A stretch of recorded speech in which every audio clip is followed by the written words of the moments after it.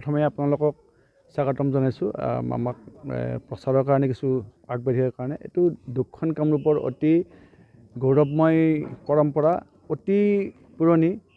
অন্ততঃ আমিয়ে জানো যে অন্ততঃ আমাৰ অঞ্চলটো 300 বছৰমান আগৰ পৰাই এই মহোহ উৎসৱ, মহ খেদা উৎসৱটো চলি আহিছে আঘোণৰ পূৰ্ণিমা তিথিত। অৱশ্যে আমাৰ এই দ অঞ্চলটোত পোহৰ পূৰ্ণিমাটো হৈছিল, কাৰণ তেতিয়া আমাৰ এই মথাউৰি নাছিল, ব্ৰহ্মপুত্ৰৰ লগত আমাৰ সম্পূৰ্ণ সম্পৰ্ক আছিল। তেতিয়া বাও খেতি কৰিছিল, আৰু বাও খেতি কৰাৰ কাৰণে পোহৰ পূৰ্ণিমাটো হৈছিল।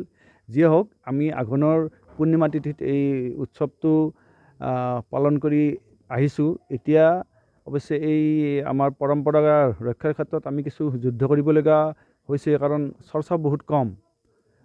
আৰু এই যিটো এটা প্ৰকৃতিয়ে দিয়া এটা উৎসৱ, আমাৰ প্ৰায়খিনি উৎসৱেই প্ৰকৃতিৰ লগত জড়িত।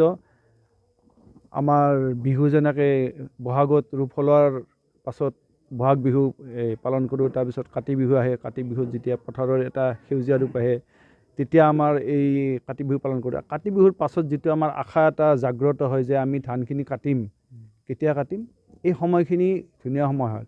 আৰু ভগৱান শ্ৰীকৃষ্ণও গীতাত কৈছে যে আঘোণ মাহ মই ভৰা মাহ তাৰমানে। আৰু আমি ভাৰতীয়খিনি, অসমৰ আমি বাসিন্দা, আমি আমাৰ গোটেইখিনি কৃষ্ণ সংস্কৃতি প্ৰধান। আৰু সেইটো এটা হয়তো প্ৰথম আধ্যাত্মিক আৰম্ভণি আছিল। আৰু তেনেদৰে আমাৰ ইয়াতে এই মহোহ উৎসৱটো পালন কৰা হৈ আহিছে।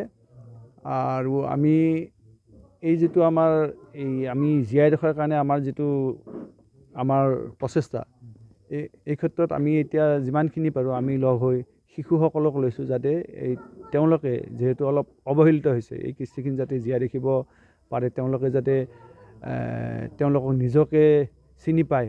কাৰণ আমি এতিয়া পৃথিৱীত আমি হিচাপে আমাৰ জাতিটোক যদি চিনাকি কৰাই দিব বিচাৰোঁ, আমি আমাৰ লোক সংস্কৃতিখিনিক আমি জীয়াই ৰাখিব লাগিব, চৰ্চাৰ মাজলৈ আনিব লাগিব। কাৰণ এই কৃষ্টিখিনি বেলেগত নাই। মহোহ ক'ত গায়? অসমৰ দক্ষিণ কামৰূপত গায়, ক'ত গায়? নলবাৰীত গায়, দৰঙত গায়। এই কথাখিনি অট'মেটিক ওলাই যাব। আৰু আটাইতকৈ আৰু এটা গুৰুত্বপূৰ্ণ কথা, আপোনালোকে গীতটো গাওঁতে যদি মন কৰে, গীতটোৰ এই যিখিনি গীতি সাহিত্য আছে, সেই শব্দখিনিয়ে কয় গীতটি কিমান পুৰণি।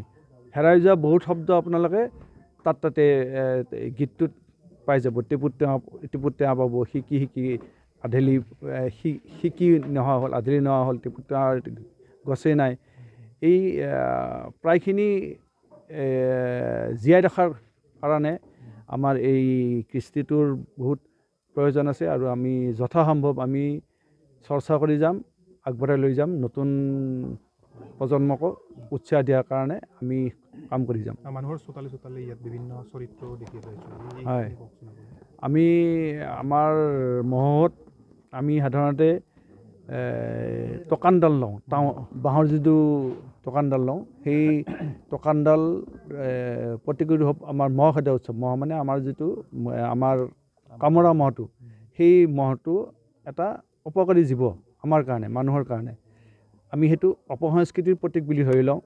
সেই প্ৰতীকটো সেই বাঁহৰ ডাণ্ডাডালেৰে, টকানডালেৰে আমি খেদোঁ প্ৰতীকী ৰূপত।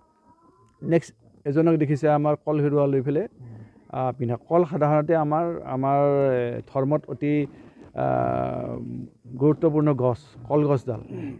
কলৰ চবখিনিয়ে ব্যৱহাৰ হয় বুলি কয়। ঠিক কল হেৰুৱাটো এটা আধ্যাত্মিক ৰূপত ইয়াত ব্যৱহাৰ কৰা হয়। এজনক ভালুক ৰূপত সজোৱা হয়। ভালুকো আমাৰ এই ক্ষেত্ৰত এটা সহযোগী। কি ভালুকে মহ খাই ভাল পায়, তাৰমানে সেই অপসংস্কৃতি ৰোধত মহৰো আমাৰ এই ভালুকৰ সম্পৰ্ক আছে। ভালুকটোক আমি নচাওঁ, আৰু ভালুকটোক নচোৱাৰ এই যিটো কল হেৰুৱাখিনি আছে, কল হেৰুৱাখিনি আমি সুন্দৰভাৱে এটা নামঘৰ বা বেলেগৰ ভঁৰাল ঘৰত বান্ধি থৈ দিওঁ। আৰু এই কল হেৰুৱাখিনি মেজিৰ ওপৰত, ভেলাঘৰৰ ওপৰত বান্ধি দিওঁ। এই যিটো আধ্যাত্মিক পৰম্পৰা, কৃষ্ণ সংস্কৃতিৰ পৰম্পৰা, এইটোৱে এটা বেলেগ ৰূপত আমাক আগবঢ়াই লৈ যায়। আৰু তাৰ কাৰণে এনেকুৱাখিনি কৰা হয়। আৰু আন এটি গুৰুত্বপূৰ্ণ দিশ, এই ঠাণ্ডাৰ দিনতো আটাইয়ে কিন্তু গা পা ধুই আহিয়ে এনেকুৱা উৎসৱখিনিত ভাগ লয়, শুদ্ধ পোচাক পিন্ধি, জাতীয় সাজ মাৰি। ঠিক আছে।